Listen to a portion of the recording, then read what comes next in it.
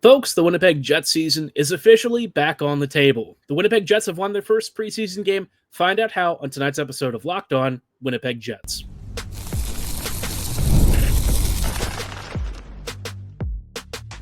You're Locked On Jets, your daily podcast on the Winnipeg Jets, part of the Locked On Podcast Network, your team every day. Greetings, friends, and welcome to tonight's episode of Locked On Winnipeg Jets, part of the Locked On Podcast Network, your team every day.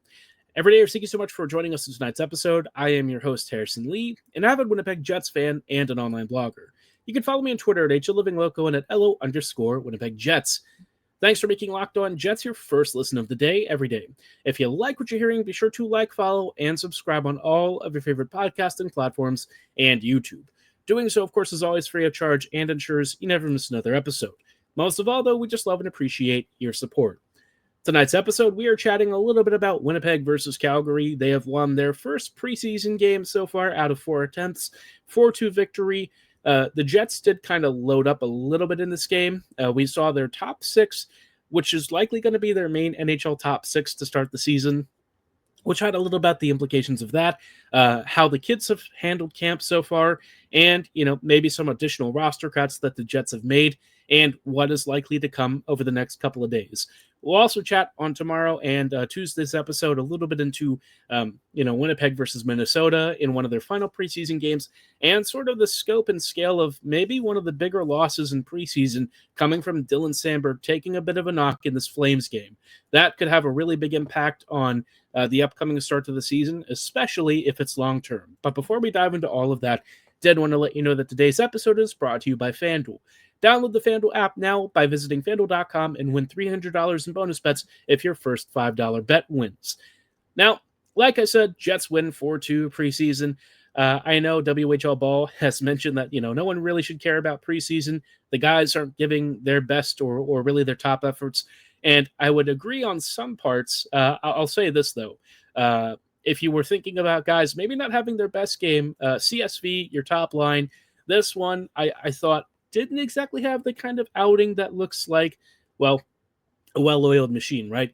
We know that they're usually going to be fine during the regular season. I don't think anyone particularly cares what they do in preseason unless they were just outright awful. Not really the case here. I guess you could say Scheifele had some rough passes and didn't exactly look, like he's played recently, which is correct. He basically hasn't played much of anything since May. So his timing is still going to take a little bit of getting used to. Connor, I think, wasn't quite on the same page. But, it's preseason, right? Where I would probably say I would disagree that, there's not a lot of effort is when it comes to the players who are really on the margins and trying to make their case for an NHL spot. I think this is where the Jets really saw some impressive performances.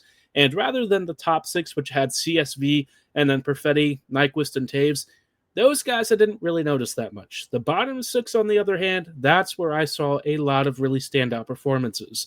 One of the biggest ones came from Parker Ford on the 4th line. I know that it's kind of like not the most exciting or even sexy thing to talk about, but Ford has continued to demonstrate a lot of what I like to think of as really elite depth play. He's smart. He's, not exactly the kind of guy who's gonna score 50 goals, but you know what? He has a really keen sense of timing and space, and one of those was really demonstrated here when Jarrett Anderson-Dolan had a great outside-inside cut against the Flames defender. Ford had the beating of his man on the inside and jumped right in the slot, had his stick ready to go, and Anderson-Dolan found him for a great cross-slot pass right for a tap-in, and Ford gets his marker. Parker, I think, has really demonstrated, even in the AHL and last year's camp, that he's got an extra level of jump and skill to his game. And it's why I continue to really feel like he deserves an NHL spot. I know that he's not going to have it this year. Winnipeg seems to want to put Pearson out there, which I'll be honest, I don't really feel like that's a great decision. I know Pearson has a lot of skill, and he certainly has a lot of experience, but his skating is a legitimate problem. So a Ford type actually kind of solves both of those issues, right? He's maybe not got a lot of elite NHL experience, but he's got smart offensive instincts, and he's got serious wheels to burn. It's kind of what would happen if you had Cole Koepka, but with even more finishing talent. So imagine a line of like Barron, Koepka, and Ford or Gustafson. I mean, that's like a really elite fourth. And I think for the Jets, who don't exactly have, the craziest top six compared to, some of those other elite contenders, if you can get more out of your third and fourth lines that can eat some extra minutes and maybe score you a few more goals, that's great. Win by committee, do your thing, and I think the Jets could really benefit from guys like Ford. Honestly, getting a real look here with the Jets, but I know that that's not how Winnipeg operates. I think they're still kind of in their top six, bottom six mindset in some ways. We know that the second and third lines do tend to play relatively even splits for the most part, barring a couple of notable exceptions. But even then, with how the Jets match up and what they do, I don't think that they are quite with the idea of like a top nine or, maybe rolling all four lines with more even distributions. That's not how the Jets do it, and I don't anticipate that changing. So Ford might be a guy who doesn't necessarily get a big look, but overall, I thought his game was bright. I also thought the Jaeger line with Chibrikov looked really fun. And in fact, Jaeger had a great feed. Again, another cross slot pass to Chibrikov, and Chibrikov didn't really miss. I forget if he like one-timed it, but it was a great shot. He did a nice little celebration, and it's the exact sort of finish that I think Chibrikov has been looking for. The first couple of games back, he had a little bit of rust. Since then, he started to kind of find his game again, look more like the Chibrikov of old, and I think he can be pretty happy with this performance. Nikita, on his own merits, also had an assist later in the game. I'm sure he's happy about that. Really just good to see from the youth. We'll chat a little bit about the overall picture from the youth so far, especially as it comes from preseason and how that could be important for the upcoming year and really the seasons beyond. But elsewhere, in terms of some of the other big takeaways, I think one of the not so great things was that Sandberg got hurt. Lomberg hit him into the glass a little bit. Was not a dirty hit whatsoever, and it wasn't even that hard of a check, but it just seemed to catch Sandberg in a really weird spot between his arm and the glass, and Sandberg raced off the ice and went down the tunnel, so that's not something you ever want to see. We've been told that he's going to be evaluated in the next day or so. Still haven't heard the word about what that means or if it's going to be long-term, but Arniel said it was a freak accident, so that doesn't make me feel good. And this week we'll probably talk about what the Jets might have to do if Sandberg is going to miss some serious time. Probably one of the biggest losses the Jets could possibly have in preseason. So for all the good vibes of a big first win, not feeling great about that. On the other side of things, I thought, the second line for the Jets was solid. Taves actually thought he got his first goal, but it ended up being changed back to Neil Pionk. Pionk, I think it was on the power play, had a great screen from Taves. JT's, not a small dude, so not a lot of net to see. And Pionk found, Twine, which I think is the kind of thing you're going to want to see going forward from Neil, especially if he's now going to have to do it without Sandberg. So overall, nice win. Comrie made a couple of big stops. Not every goal that he gave up was the prettiest, but overall, a 2-goal against performance, some big saves late. The Flames really did start pushing from the halfway point on, and, the speed and stuff started to get a little bit much for the Jets as they were trying to exit the D zone, but otherwise, nothing too crazy. Morrissey, I thought, had a really solid outing. Perfetti and Nyquist looked all right. Taves had a couple of solid shifts. Just, a good tune-up game, and I think the youth really continue to be the ones that stand out the most positively for me. Now, speaking of the youth, I want to chat about how they've done overall in preseason and camp, and, some of the biggest takeaways from all of that. We'll dive right into this in just a moment, but before we do, wanted to shout out our friends and partners at FanDuel. The NFL season is here, and FanDuel is making sure you're ready for kickoff with a can't-miss offer. Right now, new customers can bet just $5, and if your bet wins, you'll get $300 in bonus bets to use across the app. Maybe you feel like the Ravens are finally going to get their season on track after a really ugly loss to the Kansas City Chiefs this past weekend, or maybe you're in on the Bills train. Maybe you think Josh Allen's going to win his next MVP award. He has been doing his Josh Allen hero ball in between. Or maybe you're a Vikes fan hoping for some sort of a season comeback from Carson Wentz, right? Trying to turn his career around. No matter what you want to do, though, it's quick, easy, and safe to bet with FanDuel. So if you're ready to play, download the FanDuel app right now by visiting FanDuel.com to get started. That's FanDuel.com to place your first $5 bet, and if you win, you'll get $300 in bonus bets to keep the winning going.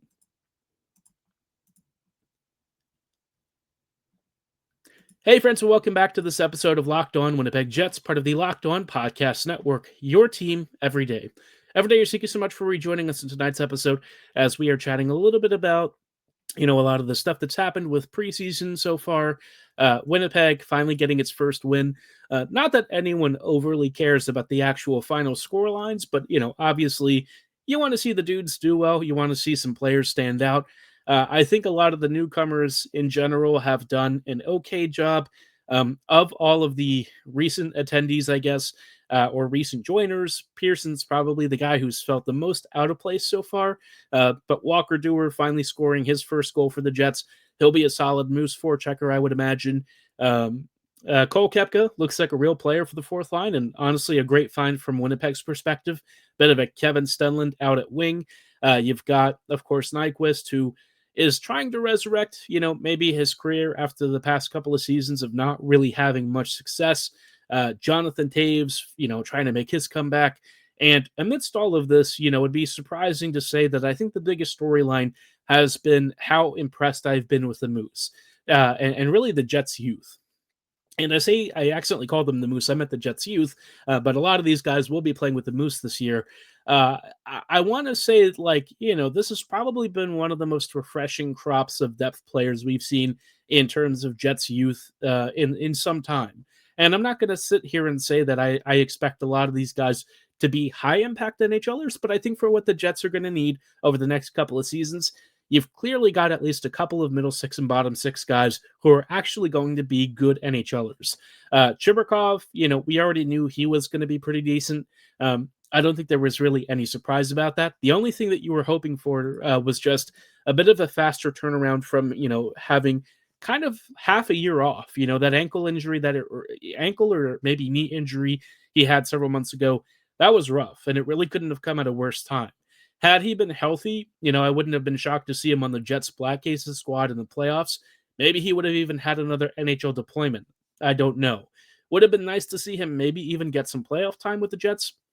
I doubt it would have happened, but, he brings that peripheral scoring that I think a lot of folks were hoping for, and he continues to demonstrate that he still has a pretty nasty little release. Another guy, though, that I think has really stood up, especially in the last game or two, Braden Yeager.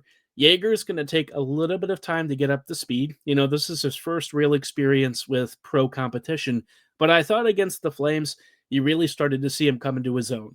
Some really smart passes, couple of good net front drives, just really smart plays in and around the perimeter that I think are going to demonstrate that he's got good vision and stick handling and skill. And I think as he starts to get more and more comfortable at the pro level with the Moose this year, we're going to see him blossom into a really good middle six center. I don't know if he'll ever be a 2C necessarily.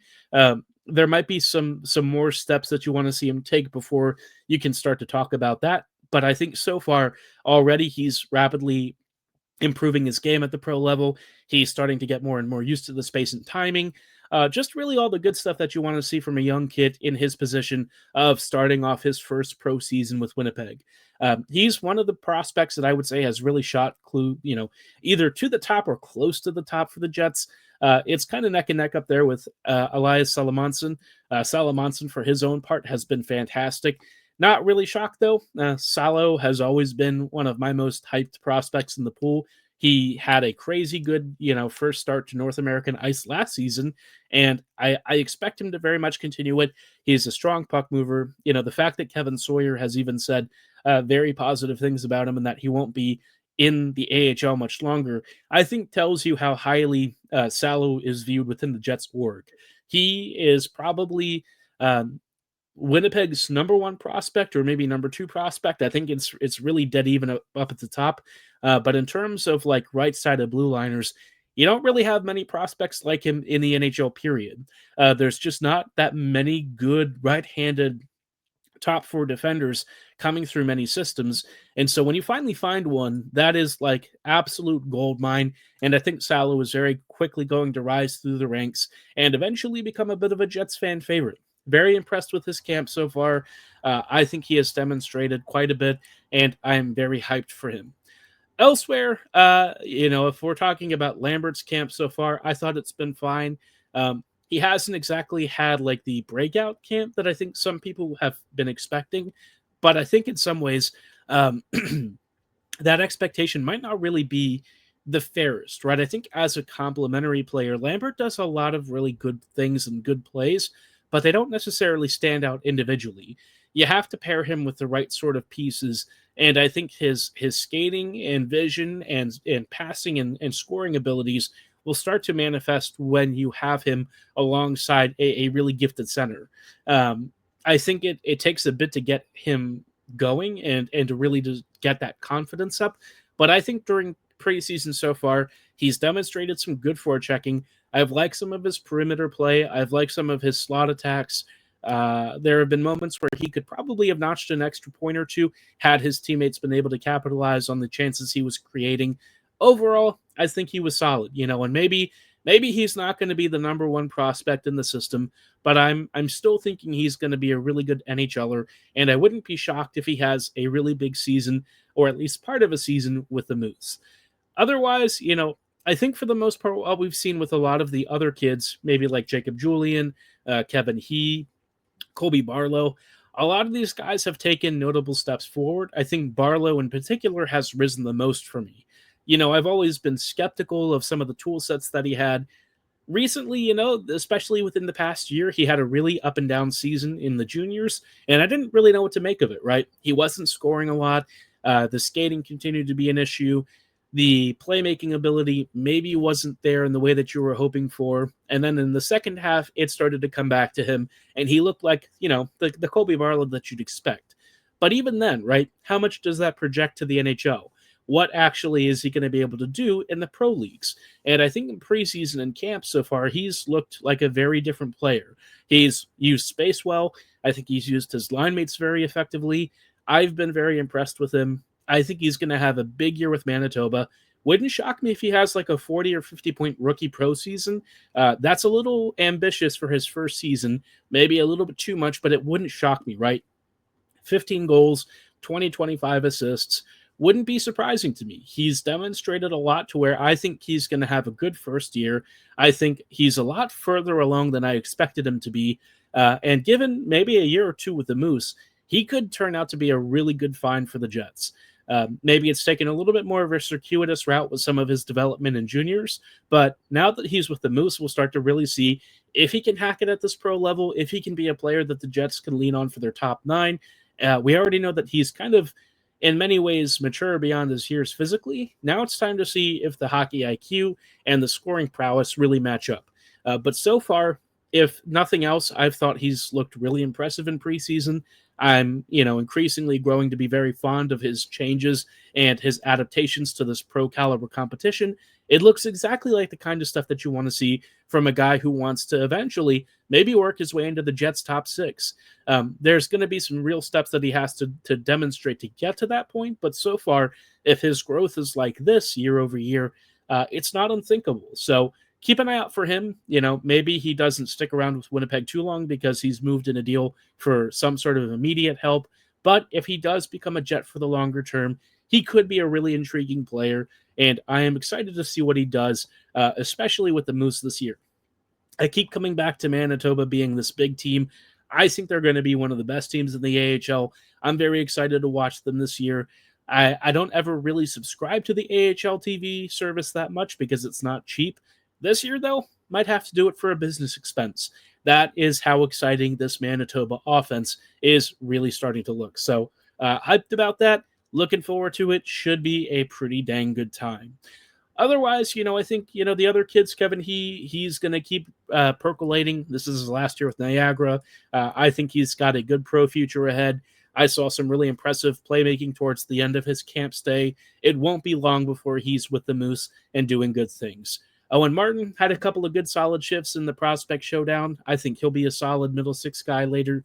And even Julian, I think, has a real future, maybe even on like some special team stuff as an elite PKer. So, yeah, the Jets have a lot of depth guys coming through the ranks. We'll see how many of them start to shake out and become maybe more than just depth. Hopefully, at least one or two guys turn into legitimate top sixers. But curious to know who's really stood out for you, which young kids have really been in your mind the most impressive. Who are you excited about? We'll chat about that in a future episode. But in a little bit, I want to talk about some of the current cuts.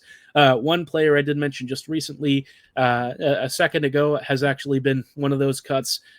We know that they're going to be winnowing the roster down here over the next few weeks. They've got to get this team to a more manageable size. We'll talk about who has been sent down to the Moose in just a brief second.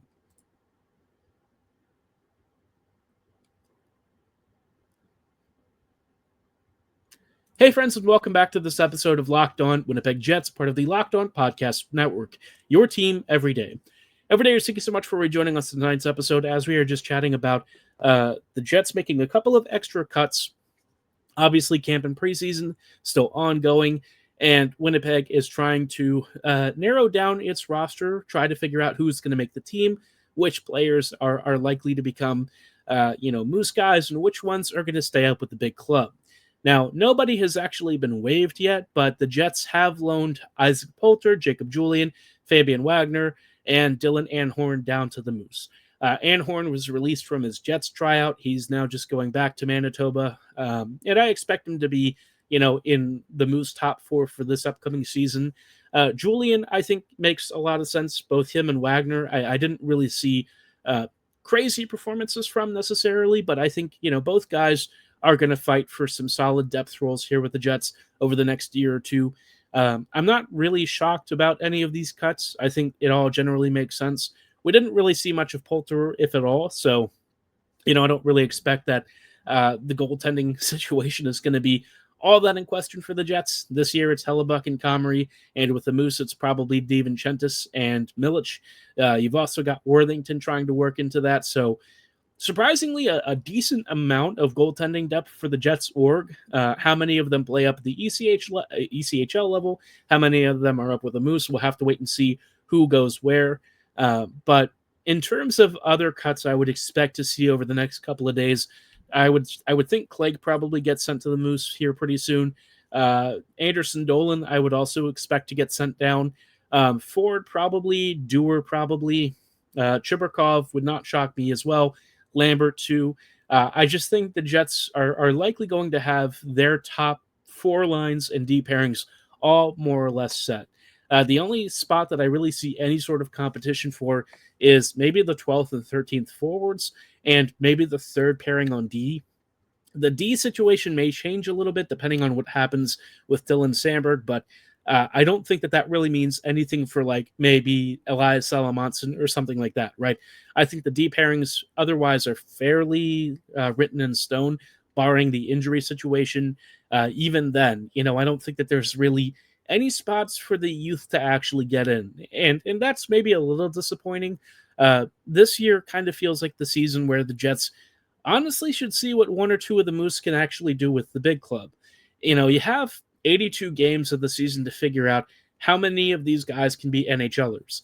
And it would be nice to see if any of the kids can adapt to the NHL and actually do well this season, especially because it's not like the Jets have like the crazy deepest team ever. I sort of think the Jets, they'll be decent during the regular season, if not good. Again, pending what happens with Samberg. But, the playoff ceiling for me is still kind of at a modest level. And so, maybe it'd be cool to see Chibrikov get into this team. You might think that there's some real upside with him. Parker Ford, I was just sort of raving about his performance. He really could actually do some good stuff on the Jets' bottom six. I don't think that you have to be married to your current line combinations, but I know how the Jets are.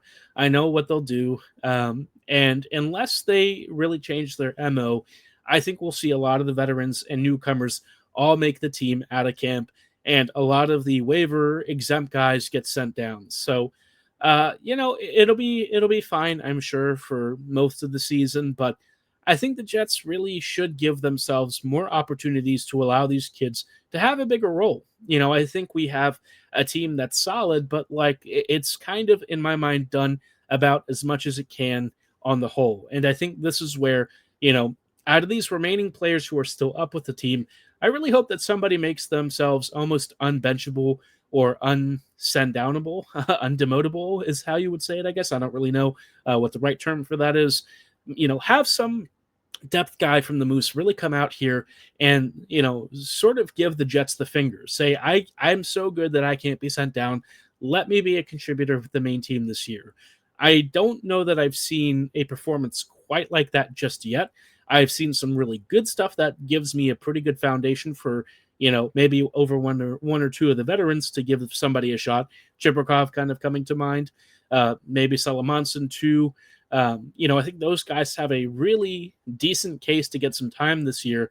But I also know that, again, the Jets like to be relatively conservative with the stuff. They're not going to rock the boat. They want the veterans to be happy. And coming off of a President's Trophy season, I think it's easy to view this team as being as good as it's going to get with this group, and adding the risk of the kids not panning out and struggling at the NHL level is not something the Jets are comfortable with. I get it. But I think at the other end of the table, you have to realize the Jets need to find a way to grow this team internally. And if they don't do so and just not graduate young players from the Moose up to the big club, you're not really going to get much value out of that team, right?